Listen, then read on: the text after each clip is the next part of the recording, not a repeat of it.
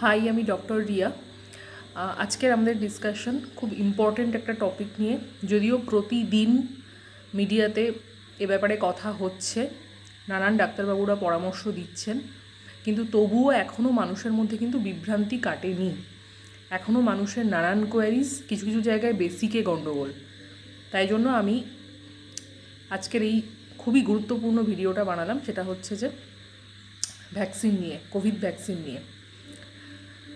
তো কোভিড ভ্যাকসিনের ব্যাপারে যেটা সবাই জানেন, যে মূলত বাজারে এখন এই মুহূর্তে দুটো ভ্যাকসিন খুবই চলছে, সেটা হচ্ছে কোভ্যাক্সিন আর কোভিশিল্ড।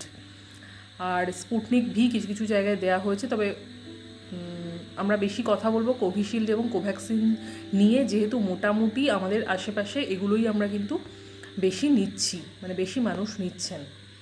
তো কোভিশিল্ড অনেকটা আগে থেকেই অ্যাভেলেবিলিটি বেশি, সবসময় কোভিশিল্ডেরই বেশি। তো কোভ্যাক্সিনও এখন অনেক জায়গাতেই দেওয়া হচ্ছে।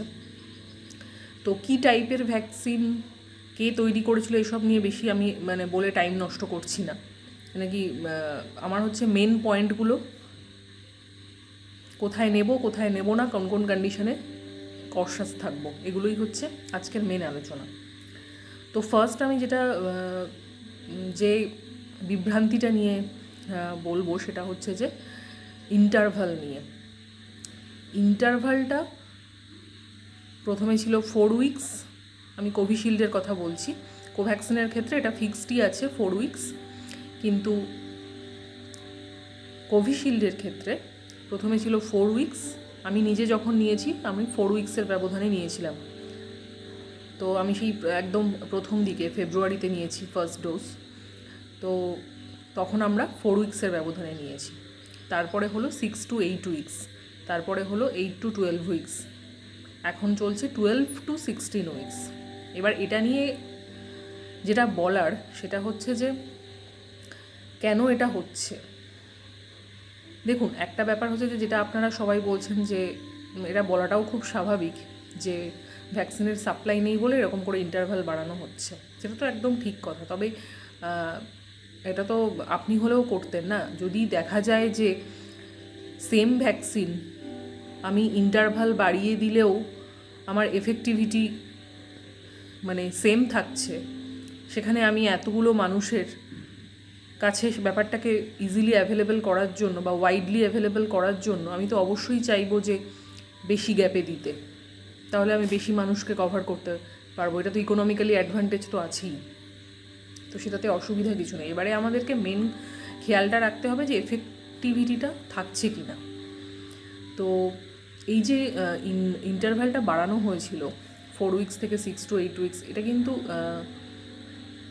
ব্রিটেনে রিসার্চই হয়েছিল, সেই রিসার্চেরই ফলস্বরূপ। একটা কথা আপনারা ভুলবেন না, যে দেখুন, কোভিড তো 1 ইয়ার পুরনো একটা রোগ, এর আগে তো কেউ জানতো না। তো সেটা নিয়ে রিসার্চের যে রেজাল্টগুলো, সেটা তো প্রতিনিয়ত চেঞ্জই হবেই। তো সেটা তো এটা তো খুবই ন্যাচারাল, যে প্রতিদিনই হয়তো আমরা আপডেটেড হব। আজকে আমি ভিডিওটা বানাচ্ছি, আজকে 19 তারিখ সন্ধেবেলা আমি এই ভিডিওটা বানাচ্ছি, কালকেই হয়তো কিছু নতুন গাইডলাইন বেরোবে। তো সেটা বলছে, তো সেক্ষেত্রে আমাদেরকে তখন সেটা নিয়ে চলতে হবে। তো এটা নিয়ে তো এত আপনাদের ভাবার কিছু দরকার নেই। হ্যাঁ, একটা জায়গায় কনফিউশন হচ্ছে, যে 12 উইকস থেকে 16 উইকস, এই 16 উইকসটা নিয়ে একটু গণ্ডগোল আছে, কারণ বাইরের দেশে ওরা যেটা বলছেন, বা সেক্ষেত্রে কিন্তু রিসার্চের ফলে জানা গেছে যে সেটা 8 to 12 উইকস অবধি ইন্টারভাল থাকলে এফেক্টিভিটি বাড়তো। সেখানে 16 উইকসের কথাটা আবার কারা বলছেন, তো সেটা নিয়ে একটা কনফিউশন হয়েছে। তবে এই মুহূর্তে যা গাইডলাইন আছে, 84 ডেজ, অর্থাৎ প্রায় 12 উইকস, 3 মাসের ব্যবধানে আমরা কোভিশিল্ডের সেকেন্ড ডোজ নেব। এখানেও আর একটা কথা আছে, আমরা দেখছি যে যেহেতু থার্ড ওয়েভটা নিয়ে আমরা সকলে খুব প্যানিকড আছি এই মুহূর্তে, সেক্ষেত্রে কিন্তু বাইরের দেশে কিন্তু ইন্টারভ্যাল কিন্তু আবার কমানোর কথা ভাবা হয়েছে। সেক্ষেত্রে আমার মনে হয় ICMRও এটা নিয়ে ভাবছে। তো সেক্ষেত্রে হয়তো গাইডলাইন চেঞ্জ হলেও হতে পারে, কিন্তু আপাতত আজকের ডেট অনুযায়ী আমরা মোটামুটি 12 উইকস ব্যবধানে কোভিশিল্ডের সেকেন্ড ডোজ নেব। আর এখানে আপনাদের মাথা ভেঙে বাজ পড়ার কোনো দরকার নেই। আপনারা যারা এখনও ফার্স্ট ডোজ নেননি দয়া করে তারা ফার্স্ট ডোজ নিন। তো এই হলো ইন্টারভ্যাল নিয়ে কথা। আর কম্প্যারিজন, এবার একটা প্রশ্ন সবাই আমার কাছে একটাই কথা বলে যে কোনটা নেব, কোভ্যাক্সিন নেব না কোভিশিল্ড নেব। দেখুন, যেটা অ্যাভেলেবেল আপনার কাছে আপনি সেটা নিয়ে নেবেন। আপনি কোভিশিল্ড পেয়ে গেছেন, কোভ্যাক্সিন নেওয়ার জন্য লাফালাফি করছেন এরকম না, বা কোভ্যাক্সিন পাচ্ছেন কোভিশিল্ড নেওয়ার জন্য লাফালাফি করছেন না। যেটা আপনার অ্যাভেলেবেল, যেটা তাড়াতাড়ি আপনি পাচ্ছেন সেটাই আপনি নিয়ে নিন। দুটোর মধ্যে প্রথমে বলা হয়েছিল যে কোভ্যাক্সিনের এফিকেসি একটু বেশি, এটা অ্যারাউন্ড 70% হলে এটা হচ্ছে কোভ্যাক্সিন হচ্ছে 80%, কিন্তু পরের রিসার্চে আবার বলা হলো যে কোভ্যাক্সিনের থেকে কোভিশিল্ডই বেশি এফিকেসিয়াস। তো মোদ্দা কথা দুটোই মোটামুটি সেম। তো সেক্ষেত্রে যেটা অ্যাভেলেবেল, যেটা আপনি পাচ্ছেন সেটা আপনি যেটা আপনি তাড়াতাড়ি পাচ্ছেন, আপনি কোভিশিল্ড পাচ্ছেন, কোভ্যাক্সিন নেওয়ার জন্য আরও 2 সপ্তাহ দেরি হবে, কোনো দরকার নেই। যেটা পাচ্ছেন সেটা নিয়ে নিন, এটা হচ্ছে মেন কথা, নেওয়াটা জরুরি। তো আর ডোজটা নিয়ে আপনাদের অত মাথা ভাবার দরকার নেই, স্বাস্থ্যকর্মীরা সবাই জানেন 0.5 ml ডোজ। তো সেক্ষেত্রে ওটা নিয়ে আমাকে কম দিচ্ছে বেশি দিচ্ছে এত কিছু ভাবার কোনো দরকার নেই। আচ্ছা, এবার হচ্ছে কারা কারা নেবেন না। কন্ট্রাইন্ডিকেশন খুব কম, অর্থাৎ নেবেন না, সেটা হচ্ছে যাদের অ্যালার্জিক রিয়াকশান আছে, ড্রাগ বা ড্রাগ কম্পোনেন্ট বা ভ্যাকসিনের কম্পোনেন্টে অ্যালার্জিক রিয়াকশান আছে। এক্ষেত্রে ব্যাপারটা ক্লিয়ার করব, কোন কোন অ্যালার্জিতে নেওয়া যাবে, কোন কোন অ্যালার্জিতে নেওয়া যাবে না। যাদের সিভিয়ার অ্যানাফাইল্যাকটিক রিয়াকশানের হিস্ট্রি আছে, হসপিটাল অ্যাডমিশন হয়েছেন, কোনো ওষুধে সিভিয়ার অ্যানাফাইল্যাক্সিস হয়েছিল বা আগে হয়েছিল, বা আগে কোনো ভ্যাকসিন কম্পোনেন্টে সিভিয়ার অ্যালার্জিক রিয়াকশান হয়েছিল, তারা নিতে পারবেন না। আর যাদের এই সিজনাল অ্যালার্জি আছে, ডাস্ট অ্যালার্জি, পোলেন অ্যালার্জি, তাদের কিন্তু নেওয়ার ক্ষেত্রে কোনো বারণ নেই। এবং আপনারা কিন্তু অবশ্যই ডক্টরের সাথে কনসাল্ট করে ডিসাইড করুন, নিজে ডিসিশান নিয়ে নেবেন না। যদি কোনো অ্যালার্জিতে পার্টিকুলার কিছুতে আপনাকে না নেওয়ার কথা হয় তাহলে আপনার ডক্টর অবশ্যই বলে দেবেন। কিন্তু এই নর্মাল ওই ডাস্ট অ্যালার্জি রয়েছে, একটু পোলেন অ্যালার্জি রয়েছে, সেখানেও আমি নেব না, এটা কিন্তু কোনো দরকার নেই। একটু কোল্ড অ্যালার্জি আছে, অল্পেতে একটু হাঁচি কাশি হয়, নিতে পারেন, কোনো প্রবলেম নেই। যাদের ড্রাগ কম্পোনেন্ট বা ভ্যাকসিন কম্পোনেন্টে সিভিয়ার অ্যালার্জি আছে, শুধু তাদেরই কিন্তু বারণ। ফুড অ্যালার্জি আছে অল্প, তারাও নিতে পারেন, কোনো অসুবিধা নেই। ডক্টর কোনো কিছু কনফিউশন থাকলে ডক্টরের সাথে ডিসাইড করুন, কনসাল্ট করে ডিসাইড করুন। এটা গেল অ্যালার্জির ব্যাপার। সেকেন্ড হচ্ছে মেন যেটা কথা, যে কোনো কোমরবিডিটি থাকলে অবশ্যই ভ্যাকসিনটা নেওয়াটা খুবই জরুরি। সুগার, প্রেশার যাদের আছে অবশ্যই নেবেন, কোনো কিছু অন্যরকম কিছু ভাবার দরকার নেই। সুগারের ওষুধ খেতে খেতে, প্রেশারের ওষুধ খেতে খেতে আপনি ভ্যাকসিন নিতে পারেন।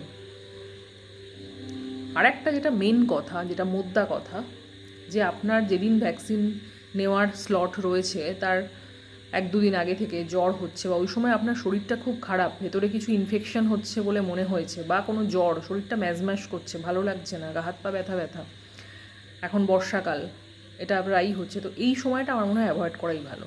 তখন আপনি নেবেন না, জাস্ট ব্যাপারটা কেটে গেলে তারপর নেবেন। অর্থাৎ আমি বলছি যে কোনো অ্যাকিউট ইলনেস যদি থাকে তাহলে কিন্তু নেওয়া যাবে না। যেটা আমি একটা কথা বলছি যে ক্যান্সারের ক্ষেত্রে, ক্যান্সার পেশেন্টরা যারা কেমোথেরাপি নেন তাদেরও না নেওয়ার কোনো যুক্তি নেই আর কি, তারা অবশ্যই ভ্যাকসিন নেবেন। কিন্তু ক্যান্সার পেশেন্টরা বেশিরভাগই অনেক সময় অ্যাকিউট ইলনেসে ভোগেন, তো অ্যাকিউট ইলনেস হলে খালি নেওয়া যাবে না। কিন্তু যে কোনো কোমরবিডিটি থাকলে, সুগার, প্রেশার, ক্যান্সার, এদের ক্ষেত্রে বরঞ্চ ভ্যাকসিন নেওয়াটা খুবই জরুরি, কোনো বারণ কিছু নেই। এবারে একটা খুব কমন একটা টপিক, সেটা হচ্ছে কোয়াগুলেটরি ডিসঅর্ডার যদি থাকে, অর্থাৎ যারা রক্ত তরল করার ওষুধ খান, থাকার ওষুধ খান, বা যাদের ওপেন হার্ট সার্জারি হয়েছে, ওরাল অ্যান্টিকোয়াগুলেন্ট খান, রক্ত তরল রাখার ওষুধ খান, সেক্ষেত্রে কী করবো? অনেক সময় এটা একদমই নয় যে ওই ওষুধটা বন্ধ করে ভ্যাকসিন নেবেন, না। আপনারা একটা টেস্ট করতে পারেন, যেটা হচ্ছে পিটিএ, পিটিটি, আইএনআর, সেটা আপনারা নিজেদেরকে আপনাদের ডিসিশন নিতে হবে না, অবশ্যই আপনার ট্রিটিং ডক্টরকে কনসাল্ট করুন। তো তো সেক্ষেত্রে ওই ব্যাপারটা যদি ঠিকঠাক থাকে তাহলে কিন্তু আপনারা ভ্যাকসিন নিতে পারেন, কোনো সমস্যা নেই। আচ্ছা, এবার হচ্ছে আর একটা কথা, হ্যাঁ মেন যেটা কথা, এটা আমার টপিক, প্রেগনেন্সি আর ব্রেস্ট ফিডিং।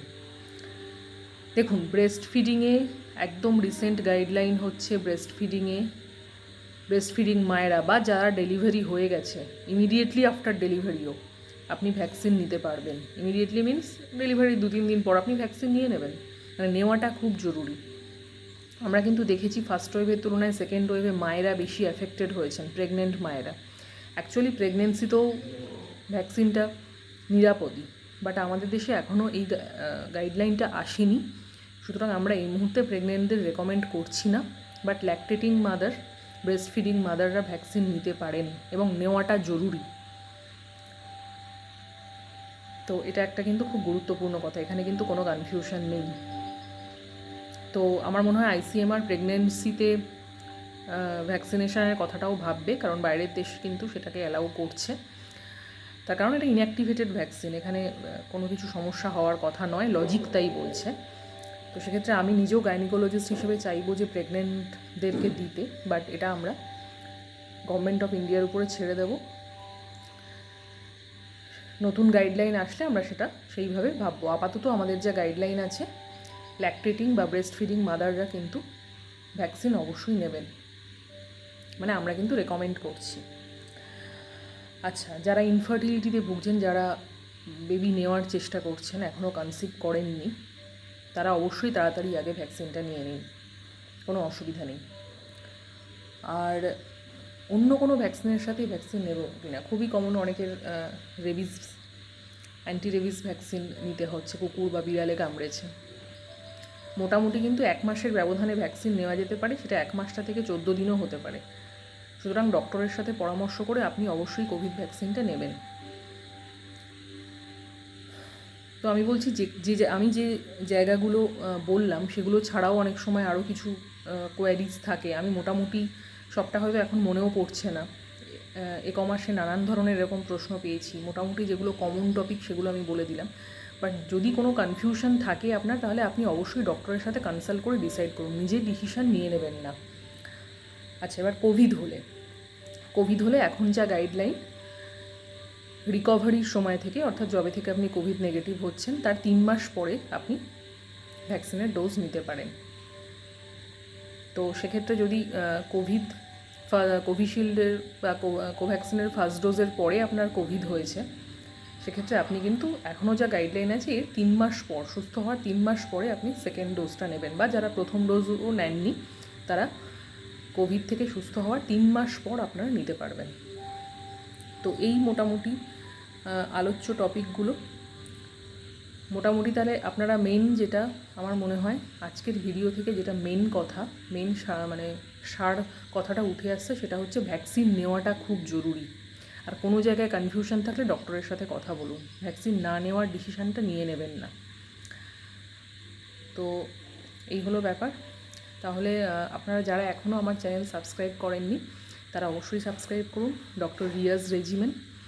আর কয়েকজন বলেছে যে